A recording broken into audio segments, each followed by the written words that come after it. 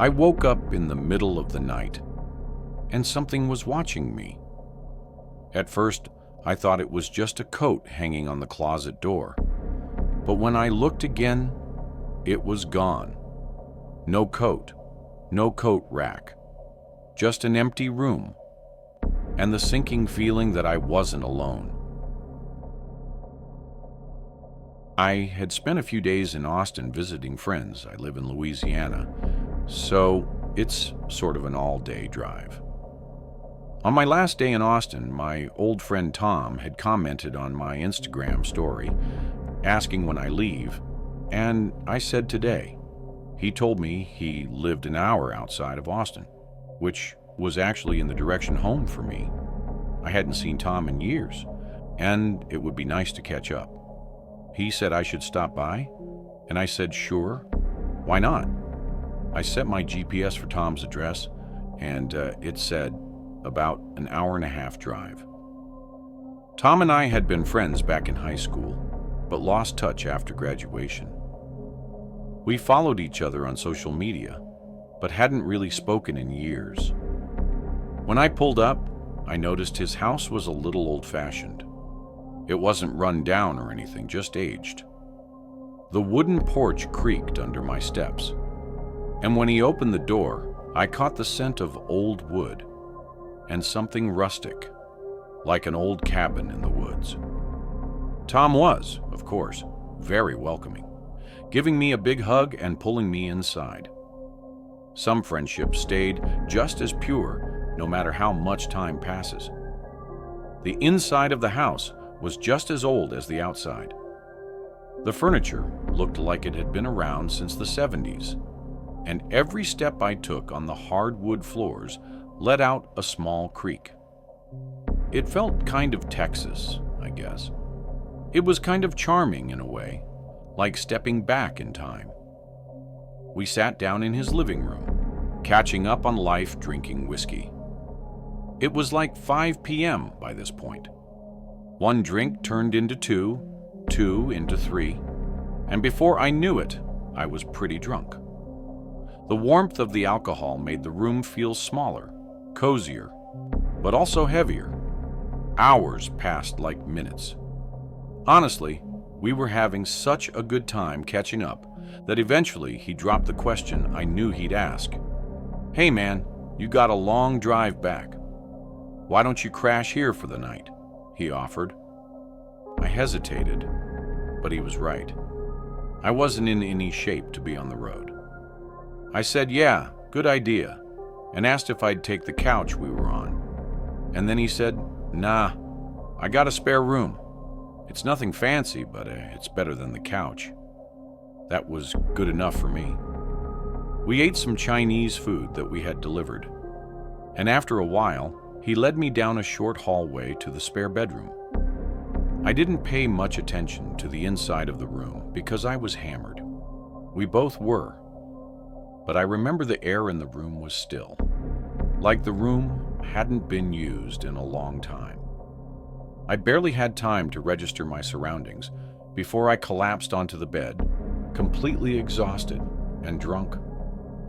Sometime in the middle of the night, I woke up. My mouth was dry, my head was spinning, and the room was dark, except for a little bit of moonlight sneaking in through the blinds. That's when I saw it. In the far corner of the room, on the closet door, there was something hanging. At first, it looked like a long black trench coat on a coat rack, but as my eyes adjusted, the shape of it felt wrong. It had a broad upper portion, almost like shoulders, and the way it hung made it look less like fabric and more like a silhouette. My heart pounded in my chest. I didn't remember seeing that when I stumbled into the bed, but I had been drunk. Maybe I just hadn't noticed. I rolled over, trying to ignore it. It was just a coat, nothing more, but I couldn't help myself. I peeked again, still there. I squeezed my eyes shut, took a deep breath, and forced myself to sleep. I don't know how long I was out there before I woke up again. It wasn't just discomfort, that pulled me from sleep. It was sound, a slow, soft creaking, like someone stepping carefully on an old wooden floor. My eyes shot open. The room was dimly lit now, dawn creeping through the blinds. I turned my head toward the corner, and my stomach dropped. The coat was gone. I sat up so fast that my head spun. My body was buzzing with a sickening mix of fear and leftover alcohol. I scanned the room, my heart thudding against my ribs. There was nothing in the corner, just an empty closet door. I threw the covers off and rushed to Tom's room. He was snoring, completely unaware of the panic storming through me. I shook him awake, which took a lot of effort considering he was out from all that alcohol. He finally woke up very confused, rubbing his eyes. "The coat," I said breathlessly. "The one on the coat rack in the spare room." He squinted at me, confused. "What coat?" he said. "The black trench coat. The one that was hanging on the closet door. It looked like a person, almost." Tom sat up, looking more awake now. "I don't own a trench coat, man. I don't even have a coat rack in that room," he said. I stared at him, waiting for him to say he was messing with me, that this was some kind of joke, but his expression stayed serious. "Come look," I said. He sighed, but got up and followed me back to the spare bedroom. I pointed to the exact spot. "It was right there," I said. Tom scratched his head. He asked me if I was sure I wasn't just dreaming, but I said I know what I saw. I insisted, with my voice shaking slightly. "I woke up and it was there. Then I woke up again and it was gone," I said. We stood in the room for a few moments, both of us feeling the same eerie silence pressing in on us. Tom finally exhaled and shook his head, agreeing we should check the house just in case. We searched every room, every closet, every corner. Nothing. No signs of forced entry. No weird coats hanging anywhere. Nothing that could explain what I saw. Eventually, Tom tried to convince me that maybe I had been in some kind of half-dream state, seeing things that weren't there. I wanted to believe that, really. I didn't want to think about the alternative. As soon as the sun was fully up, I grabbed my stuff, said goodbye, and hit the road. I almost felt guilty leaving him alone after that. The whole drive back to Louisiana, my mind kept circling back to that moment, waking up to that coat-like figure staring at me from the corner, the way it was just gone in the morning. Maybe Tom played a cruel prank on me, but to this day, he's never admitted to anything, so I doubt that. Or maybe, just maybe, there had been someone in that house watching me sleep, and they decided to leave before the morning came. This happened to me when I was 18 years old. I was on a trip with my parents and a friend of mine, whom we can call Anna. This story takes place in Sweden when we were on a road trip. My parents, Anna and I, were going on a domestic trip, and we had an 8-hour drive from home. The plan was to visit a theme park and stay at a campsite, but we hadn't booked one.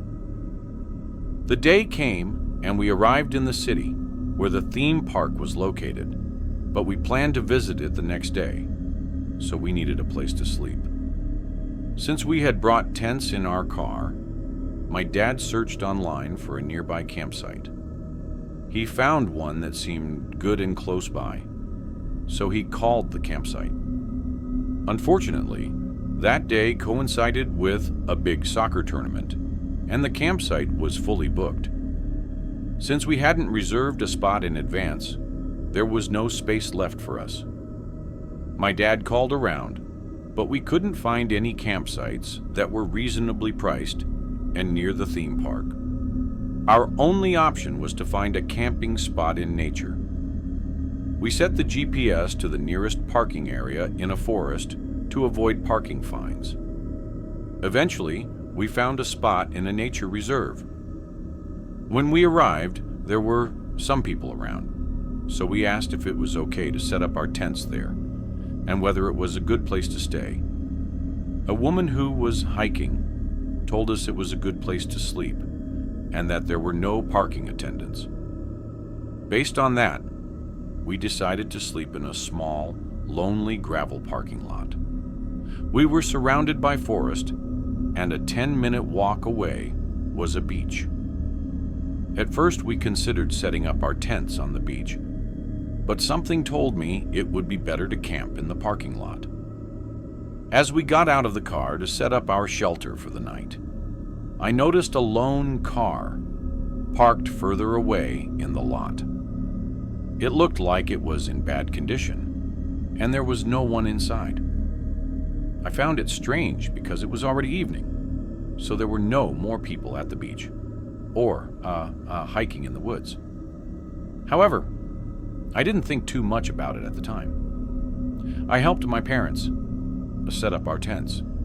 They were sleeping in one tent, while Anna and I shared the other, with both tents placed close together. After struggling to build them, we finally finished. Anna and I made our tent cozy, watched YouTube, and ate snacks. By this time, it was around 11 p.m. We wanted to sleep at a decent hour, so we wouldn't be too tired the next day. After a while, around midnight, we decided to sleep.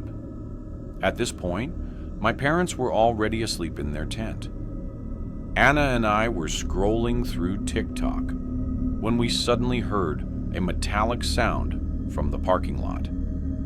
It sounded like a shovel being thrown onto the gravel.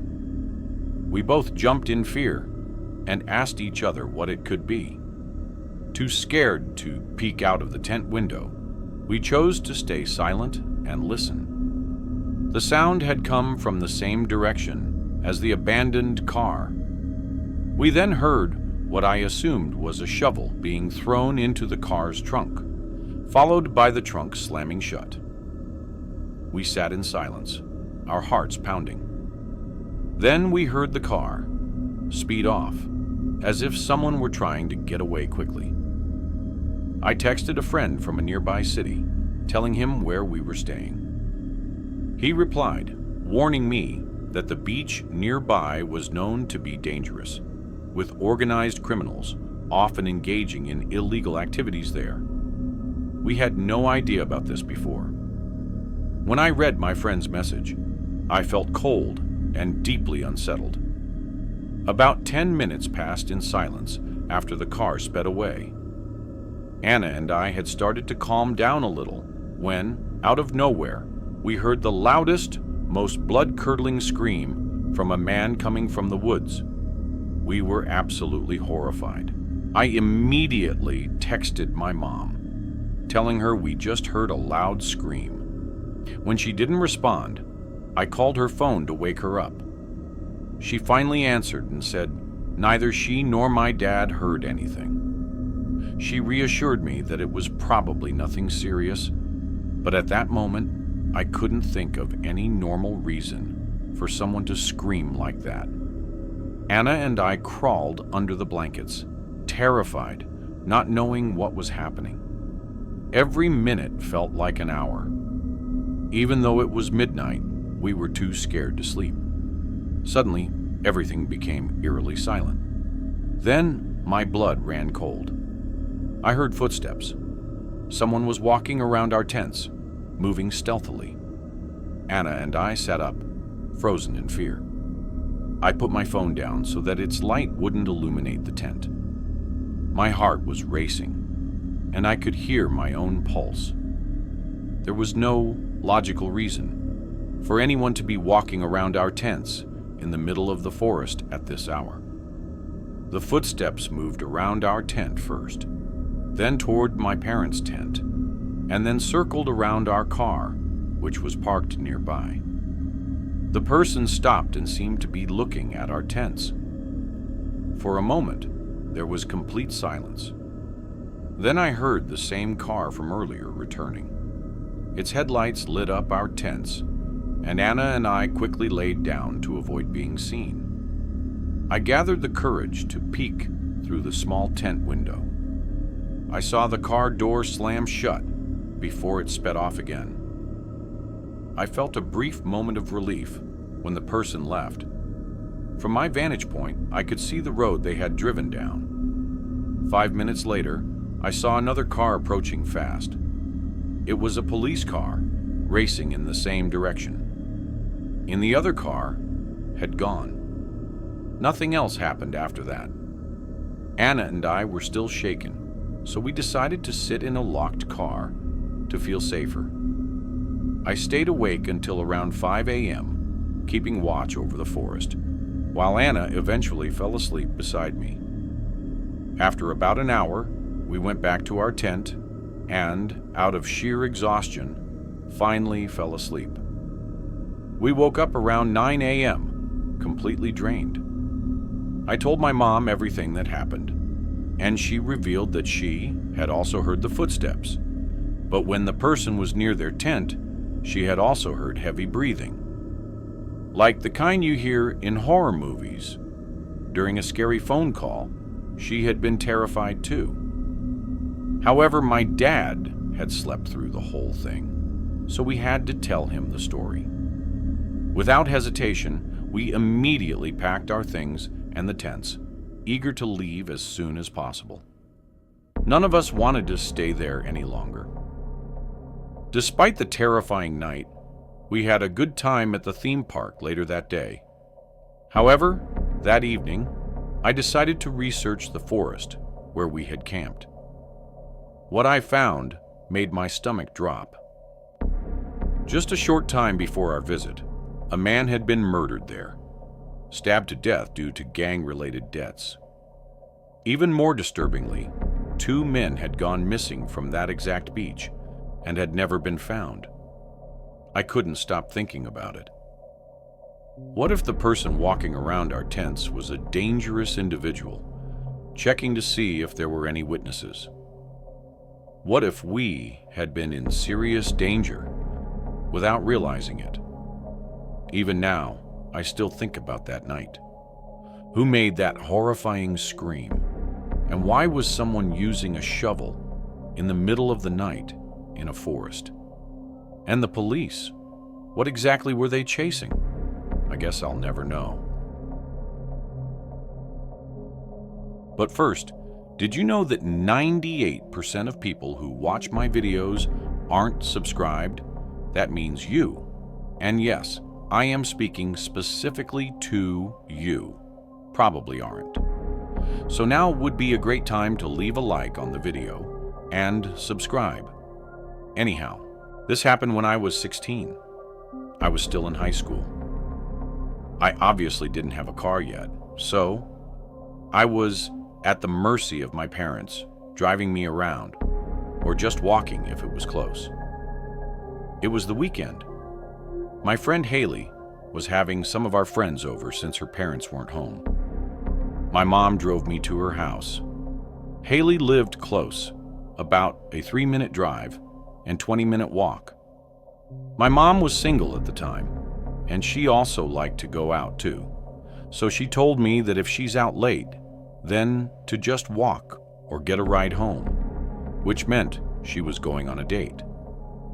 A few of our girlfriends were at Haley's house: Tina, Courtney, and Belle. The 5 of us hung out in her backyard for a few hours until some boys from our school unexpectedly showed up. By unexpectedly, I mean, Haley didn't tell me she was inviting them. The reason I was annoyed by this was because one of the boys that showed up was a boy I had some annoying history with and didn't really want to see.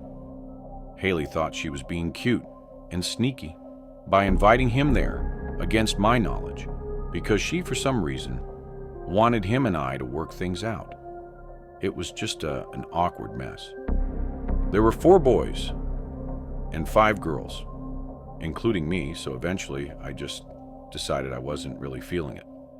So, after a while, I left, I'm sure after I left that some of the others started to leave shortly after because it was already late, but I just didn't want to be around those boys.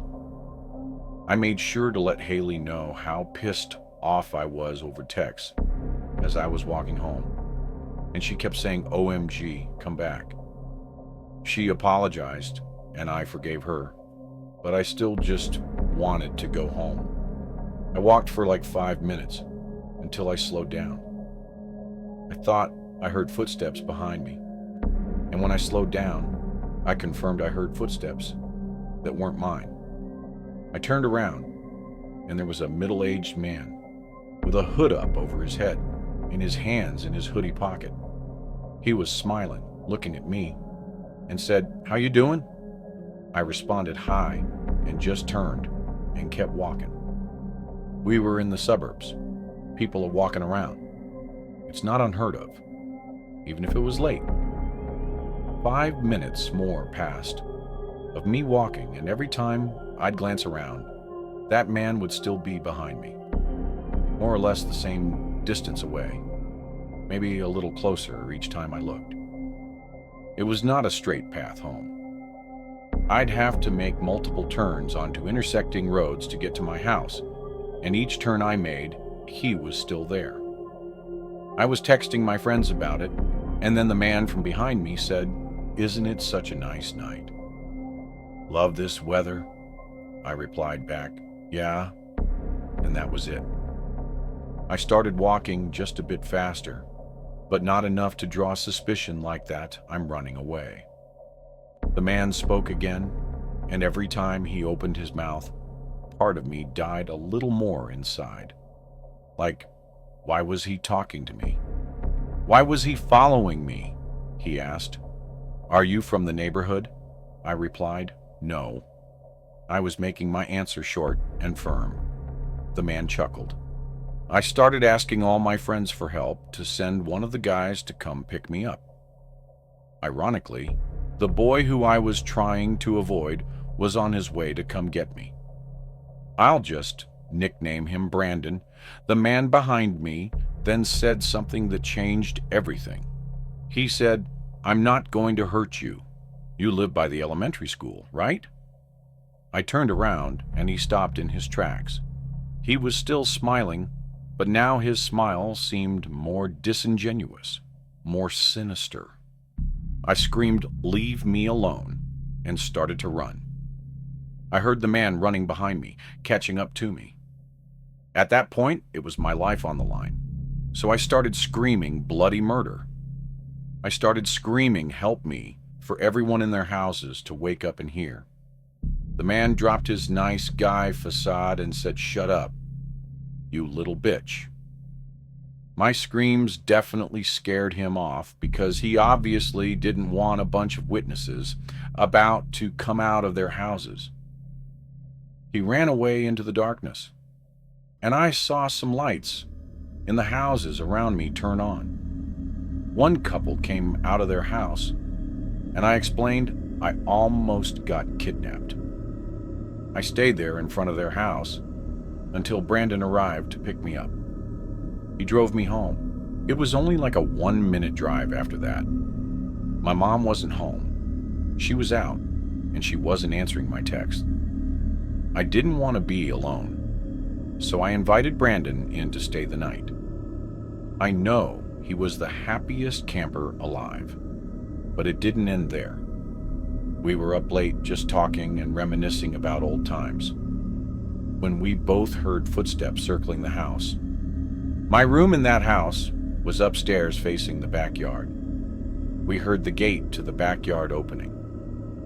My mom would never enter through the backyard, so something was off.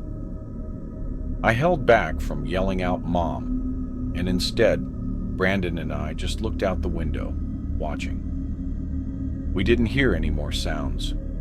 We were expecting to see someone walking around the yard, but instead we both heard a man's voice say, "I see you up there." I let out a very audible gasp, and I stepped away from the window. Brandon yelled out something along the lines of, "We're calling the cops, you pussy freak." That's exactly what we did. The fact that this man knew where I lived, he probably knew who I was. What if he knew I was going to Haley's house? Brandon did a lot of the talking on the phone with 911. Looking back, I know he tried really hard to be the man in this situation, and I appreciated that. I was honestly so happy he came inside. The cops showed up, and their presence just made me feel safer. Even just giving them a description of this man made me feel better, like at least something was done. My mom got home soon after, and she was just as freaked out as I was. They kept a police car parked on the block for a few hours as a deterrent, thankfully. From there on, I didn't do any walking at night. I was even scared to go into our backyard after that. My mom had to have her uncle come over and install an entire security camera system. He made no effort in hiding them. They were on full display to deter that creepy man and any other creep from coming to that house. I'm glad to say that the story ended there, because this incident also prompted my mom to sell that house about a year later, just because she hated seeing me living in constant fear in that house. We never found out who that man was. This is a story that still haunts me when I think about it, even though I was so young when it happened. 6 is around the age where a lot of my childhood memories start to become more clear. I have one sibling, my older brother Keith. Keith is 2 years older than me, so at the time, he was 8. When I was 6, I had a strict bedtime, 8:30. If I didn't abide by it, or our dad caught either of us up past our bedtime, we'd be in serious trouble. Our dad was always strict with us as kids. Honestly, I don't remember if this happened on a school night or not, but I woke up in the middle of the night to Keith shaking me awake. Keith and I shared a big bedroom upstairs in the house. My parents' room was on the first floor of the house. I was confused why Keith was waking me up until he told me in a whisper to be quiet and listen. And I did listen, and I heard what he was talking about. It was our mom's voice calling for us downstairs, but it was in a very quiet, whisper-ish type of voice. I was going to get up to go answer our mom, but my brother told me not to. He said that he didn't think it was Mom. I told him to stop trying to scare me. I remember being so mad at him. He told me to go closer and listen. So I got up and went towards the bedroom door. Right outside of our bedroom door was the little hall that led to the bathroom and another bedroom that our grandma would sleep in whenever she'd sleep over. Directly to the right when you leave our bedroom was the stairway downstairs, which had a door as well. I put my ear up on the bedroom door, and I heard the voice clearer. It sounded like our mom's voice calling our names. Keith, Mikey. I said to Keith, "That's Mom." And he said, "No, it's not." Somehow, as a 6-year-old and as a little brother, I found myself being the one confident enough to open our bedroom door and then listen through the stairway door. But now the voice stopped. I whispered to Keith that Mom walked away. And again he said, "That's not Mom." I kept telling him to shut up and that he was scaring me. I unlocked the stairway door and slowly pulled it open to avoid making noise. And when the door was open just enough, I peered through the opening. At the bottom of the stairs was clear as day, the silhouette of a person, a woman. But right away, I knew it was not our mom. Whoever it was, she saw me because she said, "Hi, sweetie, come down." Immediately, I shut the door and locked it and went back into our bedroom and locked that door as well. I started to cry, and Keith kept saying, "I told you." We both agreed to start screaming as loud as we could on 3 to wake our parents. So on 3, we started stomping on the floor and screaming as loud as we could. It didn't take long for our parents to barge up the stairs, pounding on the locked door. At first, our dad was pissed about the door being locked, but as soon as we let them in, they saw that I had been crying, and we were genuinely disturbed about something. They listened to us. My mom was particularly concerned. After telling us she was not at the bottom of the stairs and she was not calling our names, she asked what the woman looked like, but all we could say was we couldn't tell. Meanwhile, I remember our dad running downstairs to, I guess, look around for the woman. After a bit, our mom kissed us goodnight again, and I'm pretty sure she told us to lock the doors, which was a first. I was too young to catch on, but it seemed as if our parents knew exactly who it could have been. Keith and I looked out the window when we heard the doorbell after a while, and we saw a police car outside. We wanted to go downstairs, but we stayed put. I remember we begged our parents to tell us who it was and what happened, but our parents would always say they didn't know. They would also say they're proud of us for not going downstairs. Personally, I think they did know who it was. And to save my brother and I from any kind of further trauma or fear, they just never told us. Because the last time I saw my parents for dinner, I asked them about it, and they still shrugged it off as some random intruder. But that never explained how that woman knew our names. If you enjoyed this video, don't forget to hit the like button and subscribe to the channel for more amazing video. Turn on the notification bell so you don't miss any updates. All right, that's it for today. Take care, and I'll see you in the next one.